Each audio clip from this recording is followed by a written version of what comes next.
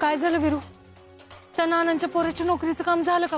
अगं नाही ना, मी दिवसभर त्या ऑफिसच्या बाहेर उभं होतो पण ते साहेबच भेटले नाहीत मला। आता काय करायचं वीरू? आपल्याकडे फक्त उद्याचा दिवस आहे। जर उद्या त्यांच्या मुलाला नोकरी नाही मिळवून देऊ शकलो ना तर 4 लाख रुपये द्यावे लागतील। कुठनं आणायचे एवढे पैसे? खरंच आता असं वाटतं लय मोठी चूक केली मी हे बोलून। असं काय बी नाही होणार अगं, अजून एक दिवस आहे आपल्याकडं आणि तू बघ उद्याच्या दिवसात ना नक्की काहीतरी घडेल। आणि तुला सांगू का, आपलं प्रयत्न प्रामाणिक असलं ना की देव बी आपल्याला कधी निराश नाही करत। तसं झालं तर चांगलंच आहे, पण वीरू लय काळजी वाटते। अरे कस तरी होतंय बघ। ते तू जेवली नाहीस ना म्हणून। तुला कसं कळलं की मी नाही जेवले ते? मला माहिती आहे ना, जोवर मी जेवत नाही ना तू जेवत नाहीस ते। पिऊ असं कशाला करतेस ग तू? हे बघ उद्यापासून आहे सगळ्यांबरोबर जेवून घेत जातो, उगाच माझी वाट नको बघत जाऊस, नाहीतर आजारी पडशील। नाही काय होणार मला, तू नको काळजी करू। चल पटकन जेवून घे। चल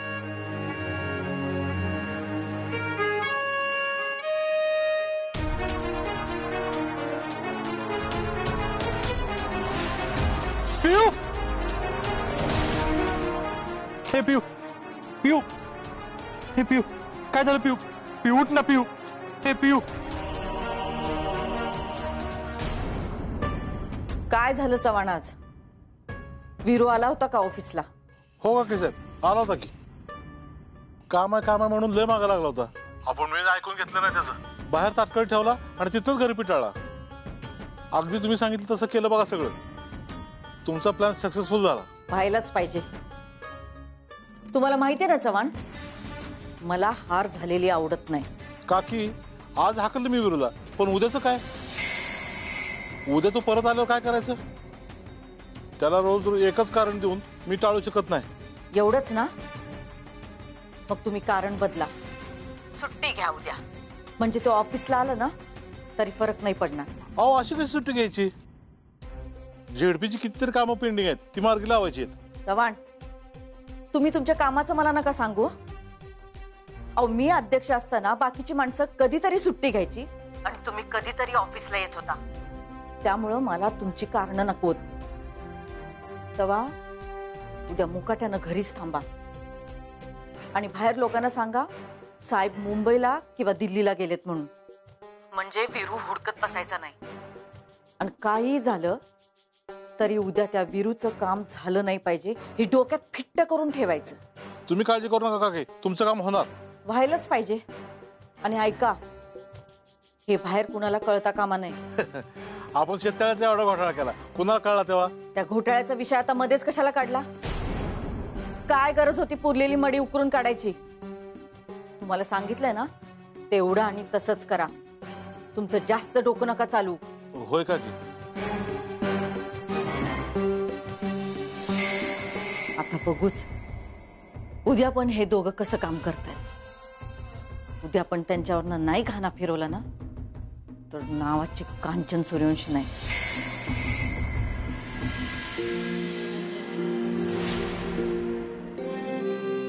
वीरू, अरे काय झालं हिला? अशी का पडली ही? अगं काय नाही, तिला वाईट चक्कर आल्या। अरे दिवसभर तुझ्या पोटात काय नाही, चक्कर येईल नाही तर काय होईल बरं?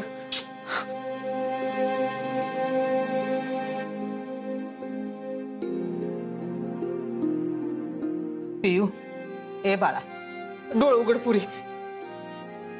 ए बाळा उठ, उठतीस ना? हो।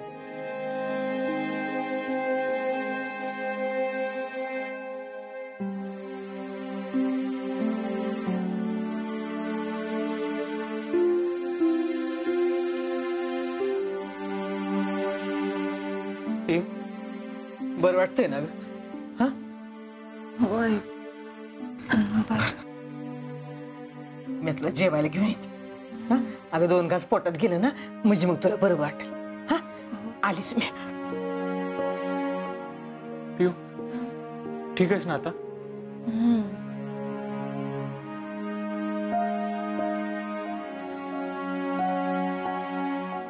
तर पाणी पी. बरं वाटतंय का रे पुरी? हा धर जीवन घे. इरू आर तू झेडपीत गेलतास ना रे? काय झालं मग? त्या नानांच्या पोराचं काम झालं का? अगं नाही ना, ते साहेब आहेत नाजले कामात होतं, त्यांना वेळच मिळाला नाही मला भेटायचा. अरे आपलं काम होणार आहे का नाही? अरे हे काम नाही झालं तर आपली काय अवस्था होईल कळतंय का तुला? आहे अगं तू नको घाबरूस, काय ना काहीतरी नक्की होईल. अरे कसं होईल, कवा होईल, आणि हे नाही झालं तर काय करायचं र? कुठून आणायचं 4 लाख? अरे पियू शब्द देऊन बसली, तिच्या घरची परिस्थिती वेगळी आणि इथली परिस्थिती वेगळी आहे, आणि त्यात कांचन बी रागावली. माझ्या जीवाला तर नुसता घोर लागून राहिलाय बघ. काय करावं सुचना झालंय. बरं पोरांनो, तुम्ही दोघं व्हायचं व्हायच खाऊन घे, मी आलीच. आणि तू? अरे मी खाल्ले, तुम्ही दोघं जेवून घ्या. ठेला पांडुरंगा.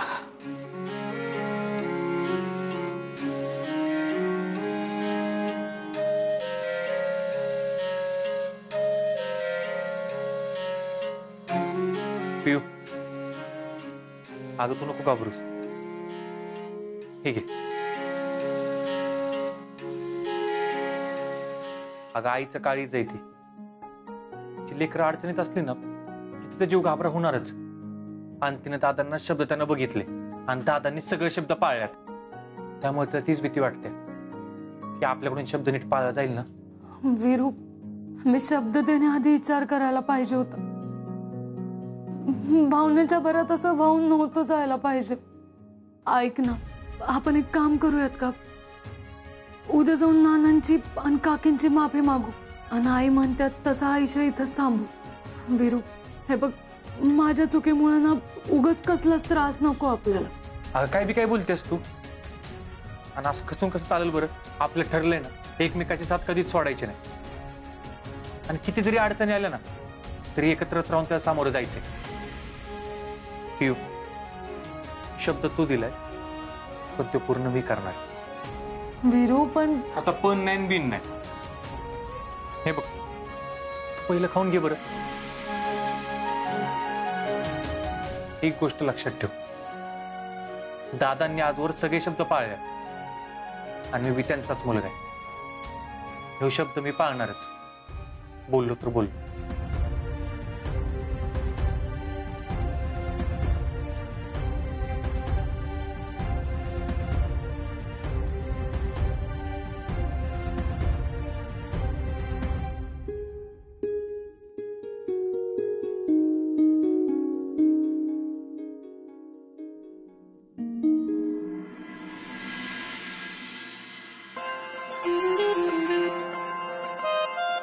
दीपे, अगं जरा साफसफाई नीट करत जा की, सगळीकडे घाण तशीच असते. हाय का काकी, एवढ्या कष्टानं फरशी पुसतीय, माझं कष्टच दिसत नाही तू कोणाला इथं. हा माहितीये तुझे कष्ट काय असतात ते. जा समोरचा कट्टा पुसून घे. अहो मम्मी, तुमचा फोटो आलाय पेपर मध्ये, कसलं भारी फोटो आहे हो. होय काय? बघ बघ, माझ्या कामाच्या कौतुकाचा लेख लिहिला असेल कोणतरी. वाच वाच. वाचते हा. माझी झेडपी अध्यक्ष कांचनताई सूर्यवंशी नोकरीचं आमिष दाखवून गोरगरिबांना लुटतायत का? मम्मी, अग्निशा, हे काय बोलतेस तू? आओ हे मी नाही बोलत आहे, पेपर मध्ये छापून आलंय. मम्मी हे बघा, वाचा.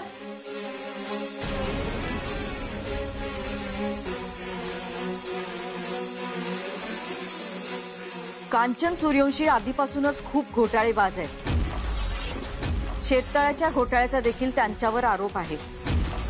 जसं त्यांचं अध्यक्षपद काढून घेतलं तसं त्यांचं झेडपी सदस्यपद पण जिल्हा परिषदेने काढून घेतलं पाहिजे.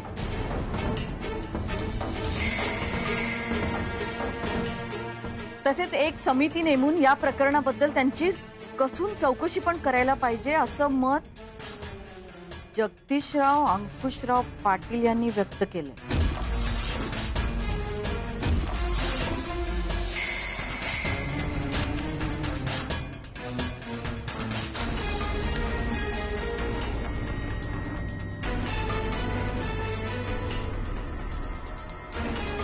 अगं कांचन, कुठे चालली असतो?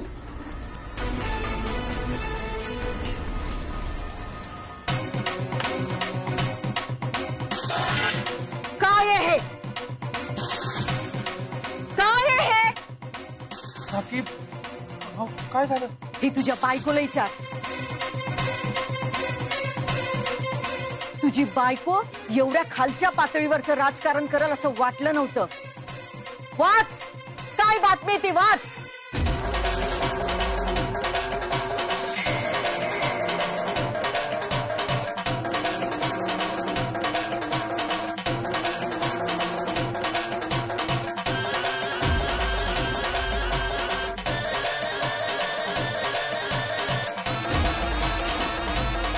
बघ तुझ्या भावानं काय लिहिलंय.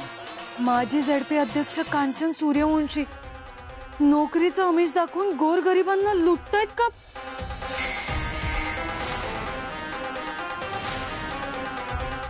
अहो, लाज वाटायला पाहिजे घरातल्या अशा बातम्या बाहेर सांगताना. भावावर मिळून माझ्यावर राजकारण करतीस. माझं चुकलं जी तुमचं लगीन लावून दिलं. अहो काकी, काय बोलताय तुम्ही? चुकीचं बोलतेय का? हे असलं राजकारण करायला या घरात आलीस? एवढा विरोध पत्करून तुमचं लगीन लावून दिलं. त्याचं असं पांग फेडशील असं वाटलं नव्हतं. अहो काकी, असं नका बोलू. मग काय बोलू? आणि काय र, एखाद्याला सरकारी नोकरी लावणं एवढं सोपं वाटलं का तुला?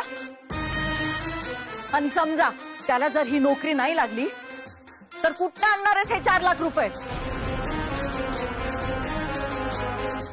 कसूनबाईने तिच्या भावाला सांगून ठेवलंय की बाबा रे, मी माझ्या घरातल्या बातम्या सांगते, तू मला 4 लाख रुपये दे.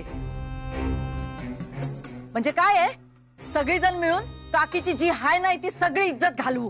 काकी, अहो तुमचा काहीतरी गैरसमज होत.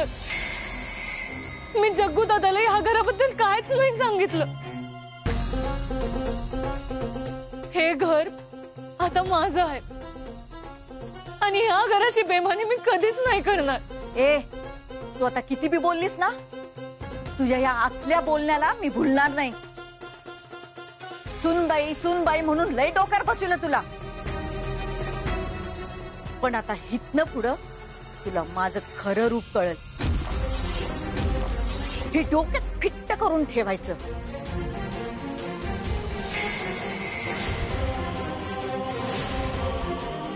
आता हितनं पुढं माझ्या संग काही राजकारण करच. तुझ्यावर घानाच फिरवते बघ.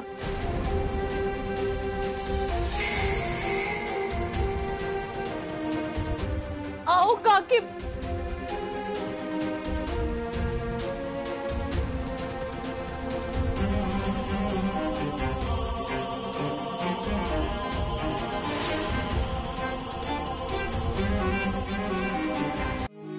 मी खरंच जग्गू दादाला काही नाही सांगितलं. तू वाटलंस फोन करून विचार त्याला. थांब, मीच फोन लावते. थांब पिऊ, फोन लावायची काही बी गरज नाही. अगं, माझा तुझ्यावर पूर्ण विश्वास आहे आणि मला खात्री की तुझ्या याच्यात काही दोष नाही म्हणून. हे घर माझं आहे आणि ह्या घराची बदनामी होईल ना असं मी खरंच कधीच काहीच नाही करणार. अगं, मला माहिती आहे पिऊ, तुझ्या डोळ्यात दिसतं की तुझं माझ्यावर आणि या घरावर किती प्रेम आहे ते. अगं, नात्यात असं छोटं मोठं गैरसमज होत राहतात आणि काकीसनी बी आपोआप कळेलच तुझ्या यात काय दोष नाही म्हणून. आणि तुला सांगू का पिऊ, काकींना ना टेन्शन आलं असेल. जर आपल्याला 4 लाख द्यायला लागलं तर ते आपण कसं देणार ते. पण तू काळजी करू नकोस, मी आपल्यावरती वेळच येऊ देणार नाही. मी आजच झडपीत जातो आणि काम फत्ते करूनच येतो.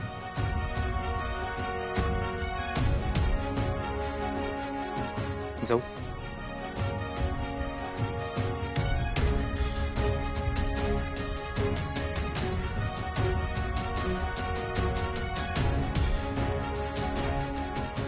असं रडवेल डोळ्याने पाठवणारच वे.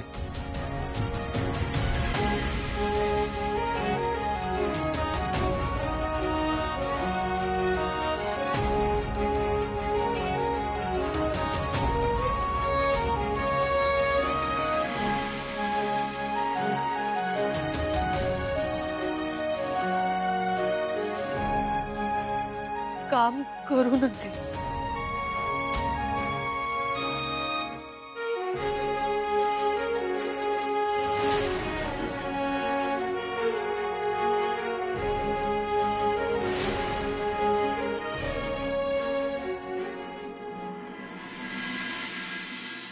नाग्या काय बी करून आज काम झालंच पाहिजे का. चल. विरू भैया इकडं कुठं? अहो साहेबांना भेटायला चाललोय. अहो साहेब तर आज रजेवर आहेत. काय अहो असं कसं रजेवर आहेत हा. आणि तुम्हाला काल करायला सांगितलं रजेवर जाणार ती म्हणून. अहो माझं लय महत्वाचं काम आहे राव. विरू भैया मी काय सांगणार साहेब लोकांचं. साहेब मुंबईला गेलेलं आज मला कळालंय. काय तर कामानिमित्त गेलेत मुंबईला. लका अहो माझं अर्जंट काम होतो. एक काम करा अहो साहेबांचा नंबर द्या. बरं देतो. साहेब मुंबईला गेले असतील तर नंबर घेऊन काय फायदा त्यांचा. सांगा लवकर.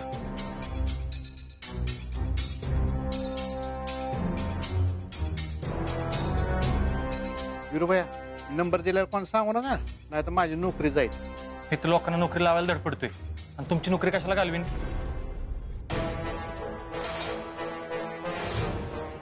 या तुम्ही. बरं घेत.